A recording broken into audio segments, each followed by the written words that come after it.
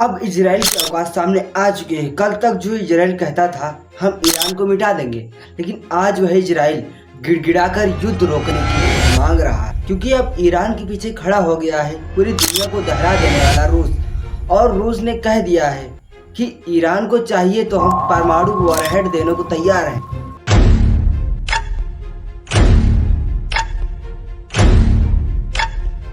अब सबसे पहले बात कर लेते हैं उस बयान की जिसने पूरी दुनिया की नींद उड़ा दी। रूस के पूर्वी राष्ट्रपति दामनी मुदेव ने सार्वजनिक मंच से कहा, अगर ईरान को चाहिए तो हम परमाणु वॉरहेड देने को तैयार हैं।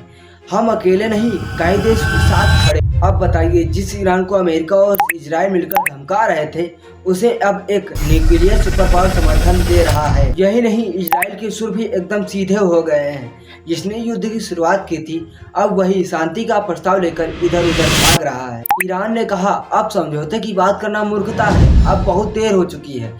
अब आते हैं अमेरिका के विफल हमलों पर। अमेरिका ने दावा किया कि उसने फोर्डो न्यूक्लियर साइट को 13,000 किलो बम से उड़ा दिया, लेकिन सैटेलाइट इमेजेस ने सच्चाई सामने ला दी। कुछ घंटे पहले वहां से 18 ट्रक निकले, यानी यूरेनियम पहले ही हटाया जा चुका था। अब सवाल, क्या अमेरिका का हमला सिर्फ नाटक था?